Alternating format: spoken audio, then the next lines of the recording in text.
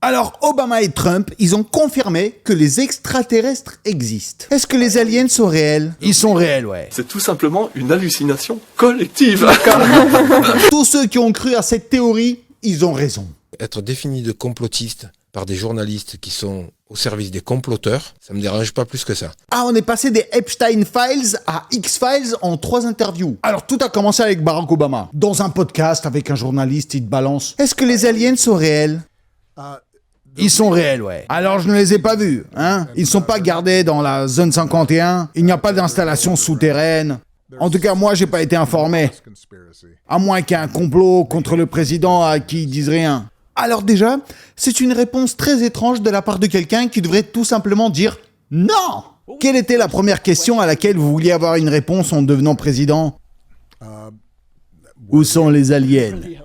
Ok, très bien. On la note. Et bien sûr, cette interview, quand c'est sorti, ça a fait du bruit et ça a été même transmis à Donald Trump. Barack Obama a déclaré que les aliens sont réels. Avez-vous vu des preuves des visiteurs extraterrestres sur Terre? Il a donné des informations classifiées. Il n'est pas censé faire ça. Donc lui, il répond pas c'est faux ou alors c'est n'importe quoi. Il dit il n'est pas censé dire ça. Et donc les aliens sont réels? Eh bien, je ne sais pas s'ils sont réels ou non. C'est bizarre de sourire à ce moment-là. Son sourire là, je le trouve chelou moi. Il a fait une grosse erreur. Il a sorti des informations classifiées, non. Non, je n'ai pas d'opinion là-dessus. Je n'en parle pas. Alors ce sourire, cette façon de viser Obama, alors bien sûr que ça ne prouve rien, mais ça laisse quand même planer un petit...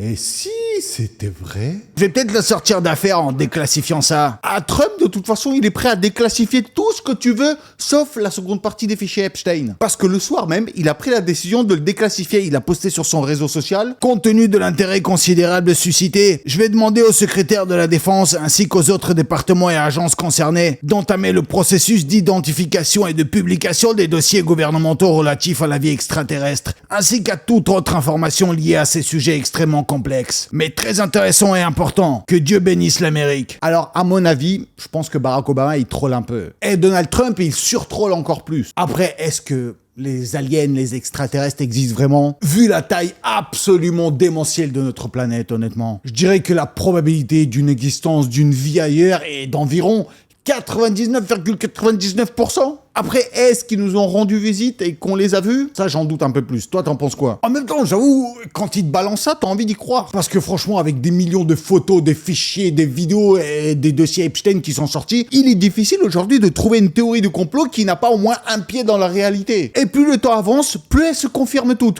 Ghislaine? C'est toi? Le plus grand des complots, c'est le business. En tout cas, la théorie la plus large, la plus simple et la plus glaçante, celle qui dit qu'une élite prédatrice contrôle ce monde, les premiers ministres, les présidents, les familles royales, un grand club très fermé, dont toi et moi, on n'en fait pas partie. On n'a pas reçu d'invitation. Eh ben, ce club existe réellement. Ils font des choses très sales et ils feront tout pour garder le pouvoir. Même l'impensable, sans jamais être punis. Et ils n'iront jamais réellement en prison, comme par exemple Ghislaine Maxwell, l'ex-compagne et la plus grosse complice de Jeffrey Epstein, apparemment qui est en prison pour 20 ans. C'est du pipeau.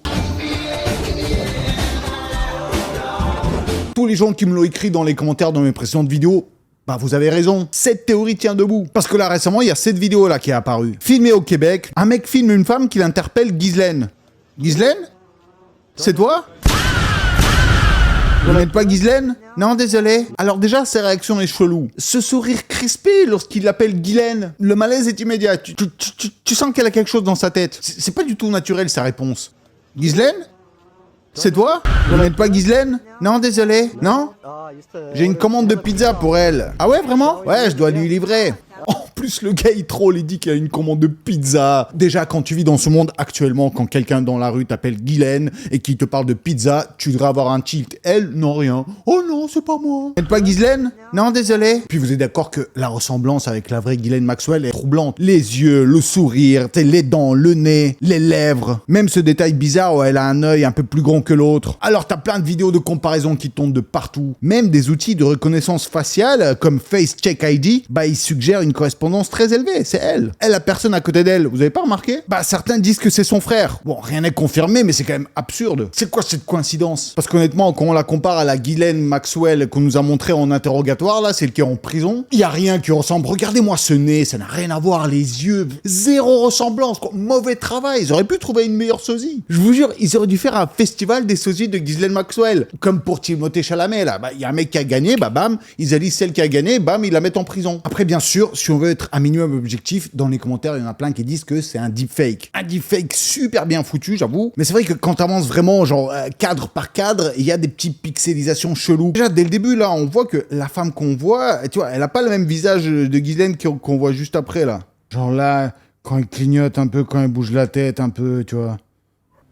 Ouais, genre ici, tu vois, on voit un truc qui...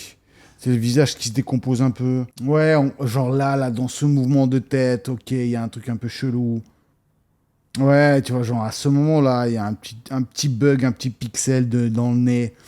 Après, est-ce que ça serait pas juste la vidéo qui a été re-upload 1000 fois, qui bug un peu comme ça? Alors, est-ce que c'est une sosie parfaite? Une extraterrestre qui est venue faire son clone? Je comprends pourquoi les gens en doutent. Toi, t'en penses quoi? En fait, dans cette affaire Epstein, c'est souvent quand plusieurs trucs ne collent pas, c'est là où, en fait, on commence à sentir la vérité. Donc, mets un gros like pour que cette vérité soit révélée au grand jour. Il faut que cette vidéo soit le plus partagée possible. Merci à tous ceux qui partagent ma vidéo sur Twitter ou ailleurs. Franchement, c'est ce qu'il faut faire. Il n'y a qu'en reliant l'info qu'on pourra enfin savoir la vérité. On pourra s'encourager à manifester pour tout découvrir. Ou alors au contraire, dans les commentaires, dites-moi toutes les erreurs pour qu'on puisse démasquer les fakes. Commentez aussi bien sûr notre code secret HEPS pour m'encourager à faire des vidéos sur le sujet de Jeffrey Epstein. Ah, il y a des grosses infos sales à balancer là dans cette vidéo. Allez, c'est parti. Alors ce qui rend toute cette histoire avec Ghislaine encore plus suspecte, c'est le timing. C'est pile ce jour-là que le prince Andrew a été arrêté. Le prince Andrew a été arrêté par la police. Et ça a fait parler à tel point qu'à Paris, au Louvre, le musée avec zéro sécurité, bah il y a des activistes qui ont accroché une image photographiée encadrée montrant le prince Andrew, la gueule dégueulasse, tu vois, à l'arrière de sa voiture en quittant le commissariat. C'est une image choc qui est devenue très virale. C'est comme un symbole aujourd'hui, l'humiliation britannique, du jamais vu pour la monarchie moderne. Ça fait 400 ans qu'un membre de la famille royale n'a pas été arrêté. Et ben le truc est resté accroché au Louvre pendant plusieurs heures. Ça va, pour une fois qu'ils se font pas cambrioler, mais plutôt ils se font rapporter une pièce. Alors normalement, ce genre d'histoire, chez les Windsor, ça se règle en interne. On lave le linge sale en famille. Sauf que cette fois-ci, impossible d'étouffer l'affaire. Ils en ont beaucoup trop parlé dans la presse. C'est là où tous les concernés des dossiers Epstein commencent à se dire, même si un prince de la famille royale peut tomber, alors plus personne n'est vraiment intouchable. Donc le 19 février, le prince Andrew, enfin l'ex-prince Andrew, fêtait ses 66 ans. Et pile le jour de son anniversaire, ding dong, c'est la police. Donc, à la place du gâteau d'anniversaire, c'était menottes et savonnettes dans les douches. Donc, la police aurait intervenu sans prévenir la famille royale. Des perquisitions auraient été menées. Et le motif officiel, c'est abus de position officielle. Déclaration des médias américains qui explique qu'Andrew a bien été arrêté pour faute dans l'exercice de ses fonctions officielle.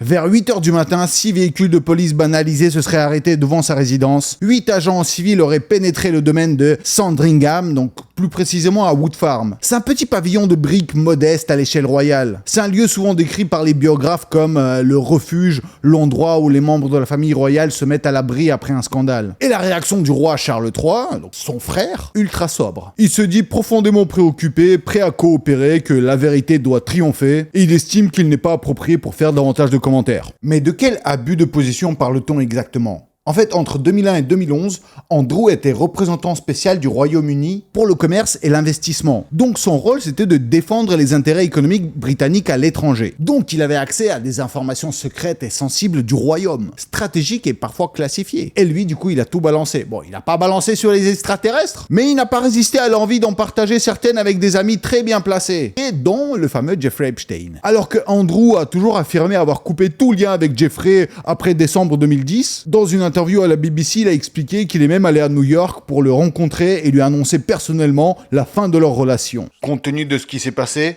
je ne considérais plus possible de maintenir notre relation par la suite. Et d'un commun accord, lors de cette promenade dans le parc, nous avons décidé de mettre fin à tout contact.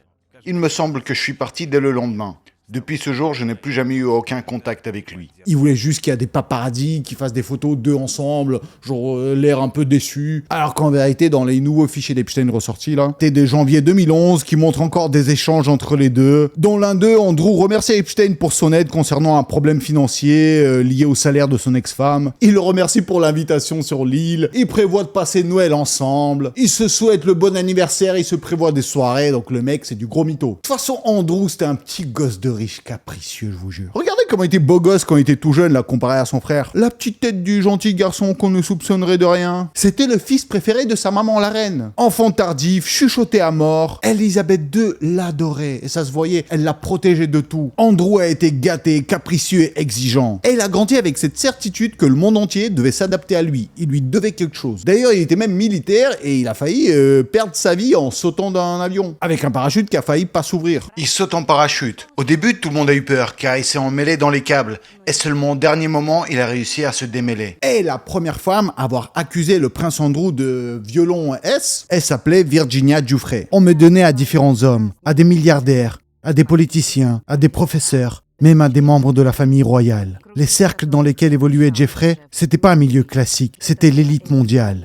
Les gens qui dirigent ce monde, les plus puissants. Ce que nous sommes censés admirer. Dans ses mémoires, Virginia décrit Andrew comme un manipulateur très froid. Selon elle, il considérait que le S avec elle, c'était un droit lié à son statut, presque un privilège de naissance. Ah, quelque part le droit de cuissage. Elle affirme l'avoir rencontré alors qu'elle n'avait que 17 ans. Après leur première nuit ensemble, Jeffrey Epps lui a passé 15 000 $. Il y a eu ensuite une deuxième nuit où elle l'a rencontré en tête-à-tête, et puis à la troisième et dernière, ça a eu lieu sur l'île privée de Jeffrey. Virginia affirme que sur cette île, elle a participé à une danse groupée impliquant Epstein, Andrew, d'autres hommes très puissants qu'elle a eu peur de citer, et 8 autres jeunes F. Et peu de temps après cette soirée, son état s'est dégradé. Donc Jeffrey l'a amenée à l'hôpital, il lui a donné plein de médocs et elle a perdu connaissance. Elle souffrait de douleurs abdominales et de saignements. Quelques jours plus tard, elle remarque une petite cicatrice près du nombril. C'est arrivé après une intervention liée à une grossesse extra-utérine. Ah, de toute façon, Virginia, elle a affirmé que et Jeffrey et Andrew, ils ne mettaient jamais de protection, hein. Et personne de tous les hommes à qui Ghislaine l'a proposé. Dans ses mémoires, Virginia explique que Jeffrey aurait développé avec le temps un intérêt pour le SM. Il utilisait du ligotage, des instruments de torture, 50 nuances de Jeffrey. Elle raconte avoir souvent perdu connaissance. Et en 2002, elle parvient à fuir cet enfer. Elle part alors en Thaïlande, puis s'installe en Australie. Ah ouais, on dirait le plus loin possible. Elle ne parle publiquement de ce qu'elle a vécu qu'en 2011. Et malheureusement, on apprend en avril 2025 que Virginia s'est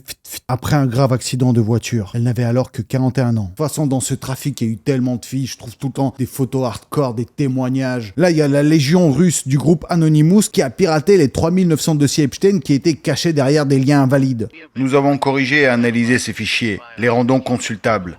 Nous avons déjà trouvé des centaines de vidéos. Certaines sont nouvelles, comme ce point de vue sur l'île d'Epstein. J'ai déjà commencé à mettre la main sur certains de ces fichiers. Je vais en mettre certains sur mon Telegram, ceux qui sont pas trop hardcore, parce que mon but c'est pas non plus de vous diffuser des images dégueulasses. Donc abonne-toi à mon Telegram. Un témoignage qui est très intéressant aussi, c'est celui d'un ancien garde du corps du prince Andrew. Est-ce que le prince Andrew avait un surnom à l'époque? Officiellement, s'il venait au palais, son indicatif c'était Purple 41. Mais il avait aussi un surnom, sauf que c'est un peu grossier. De toute façon, vous ne pourrez pas le diffuser. Il s'appelait... vous voulez que je vous le dise? Yeah. On l'appelait The Cunt. Ah, c'est une des pires insultes en anglais. En fait, ça décrit la partie intime chez les femmes, mais de la façon la plus dégueulasse. En gros, son surnom, c'était la grosse techa dégueulasse. Alors qu'on se mette d'accord sur un point. L'idée qu'une élite ultra fermée, riche, puissante, qui traîne et qui fait tout le temps des saloperies ensemble, ça, c'est réel. Tout le monde le confirme. C'est pas un fantasme d'un forum Reddit. En fait, toutes ces théories autour des grands patrons qui font tous équipe ensemble, comme Mark Zuckerberg, Jeff Bezos, les cercles d'influence, c'est tout le temps les mêmes noms qui reviennent tout le temps. Bah, ce sont des vrais réseaux. Et le plus flippant, c'est pas ces réseaux, c'est ceux qui essaient d'en parler. Il m'a dit, je conseille financièrement les fondateurs de Google, je conseille financièrement Jeff Bezos. Voici l'homme, par exemple, qui a essayé de commencer à tout raconter. Je vais réellement te tuer si tu réponds à la prochaine question avec plus de 5 mots. Certains se demandent réellement est-ce qu'il va continuer à vivre encore longtemps. Ce type, c'est Les Wexner, un personnage central. On le présente souvent comme un des plus gros complices de Jeffrey, celui qui l'a sponsorisé. Et pourtant, pendant des années, c'était le silence radio pour lui. À part qu'il lâchait toujours la phrase classique « Oh, connaître Jeffrey, c'était la plus grosse erreur de ma vie ». Mais hier, le comité de surveillance de la Chambre des représentants a publié une vidéo de son audition datée du 18 février 2026. Alors, comment il s'est présenté à vous au départ? Quel service proposait-il? Il m'a dit « Je conseille financièrement les fondateurs de Google, je conseille financièrement Jeff Bezos, je fournissais des conseils financiers au directeur technologique de Google et je me suis dit que j'étais en bonne compagnie. Ils sont tous dans la même secte. » Et c'est à ce moment-là que l'avocat lui a sorti ça. Je vais réellement te tuer si tu réponds à la prochaine question avec plus de 5 mots. Alors officiellement c'est de l'humour, parce qu'il serait pas le premier à fut dans des conditions étranges. Après avoir un peu trop parlé du réseau de Jeffrey, après Wexner, il est loin d'être un innocent. Il s'agit d'environ $1 milliard fournis sous forme d'actions ou directement à Monsieur Epstein, par Wexner. Ils passaient énormément de temps ensemble. Ils voyageaient sur l'île d'Epstein et dans ses autres propriétés, et soyons très clairs, il n'y aurait jamais eu d'île St. James, il n'y aurait jamais eu d'avion Lolita, il n'y aurait jamais eu d'argent suffisant pour organiser ce trafic de F. Jeffrey Epstein ne serait jamais devenu l'homme aussi riche qu'il était sans le soutien de Leslie Wexner. Alors, est-ce que vous avez personnellement écrit cette lettre à Monsieur Epstein? Malheureusement, oui. Je voulais t'offrir ce que tu voulais, alors voilà. Et joyeux anniversaire, ton ami Leslie. Donc là, d'un coup, c'est son ami. Et comment saviez-vous ce que voulait Monsieur Epstein?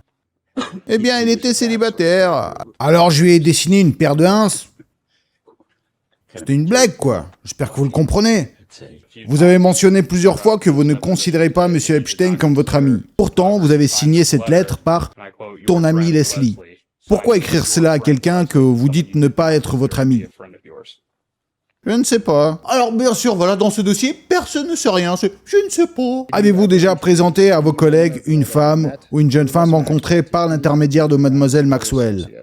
Jamais. Jamais rien vu, jamais rien su, rien de rien. Alors, petit rappel quand même, on parle de l'homme qui dirigeait Victoria's Secret et Abercrombie & Fitch. Des entreprises avec une machine de recrutement très puissante, avec un flux constant de jeunes hommes et jeunes femmes. Et, dernier détail très troublant, en 1992, Wexner recrute Mike Jeffries, futur patron de Abercrombie & Fitch. Et aujourd'hui, on affirme que cette entreprise aurait servi de canal pour des réseaux de prostituées masculines. Encore une coïncidence, ça aussi. Je suis sûr que Wexner, lui, était au courant de rien. Et là, la dernière théorie qui est devenue vrai, on va en parler sérieux là. En 2015, il disait déjà ça. Aujourd'hui, le plus grand risque de catastrophe mondiale ne ressemble pas à ça. Il ressemble plutôt à ça.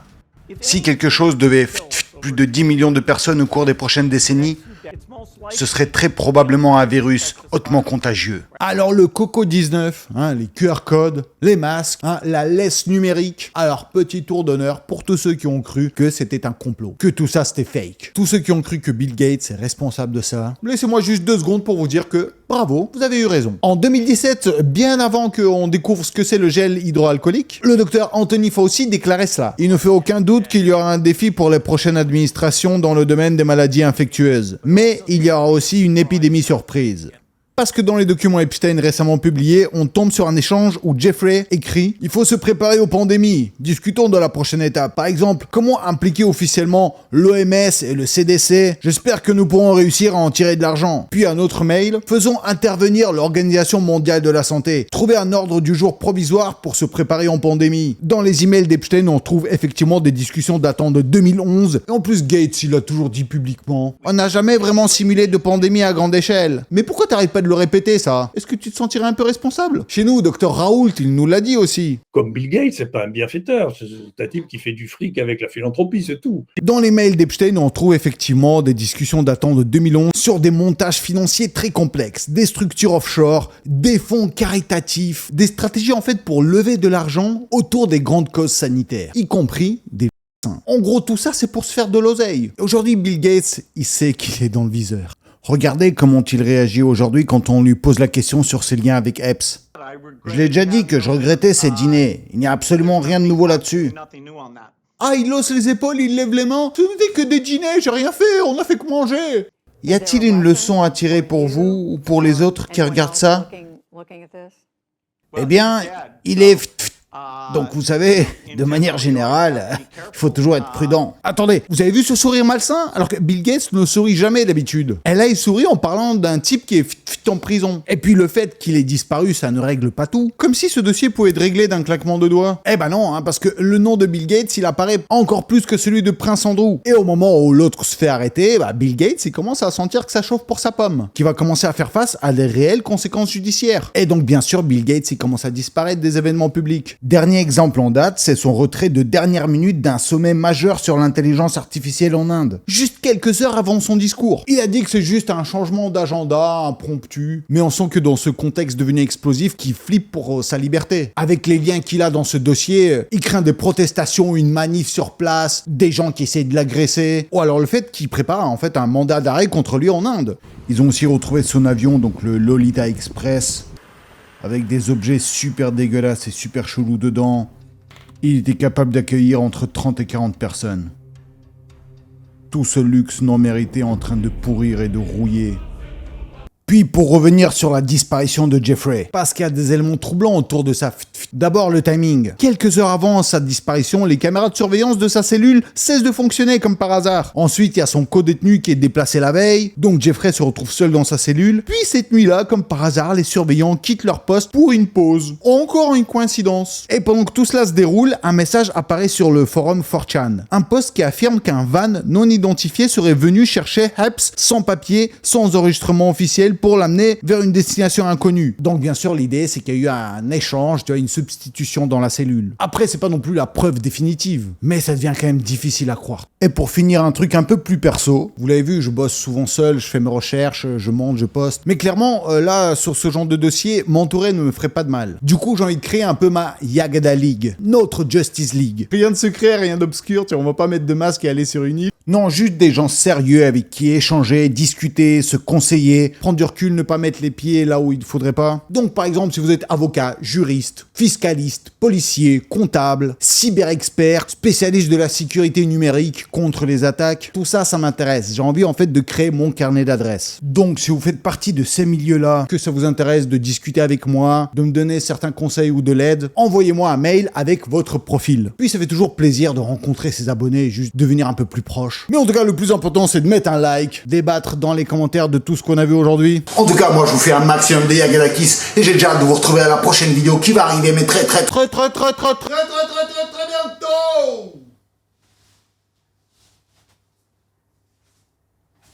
Wow.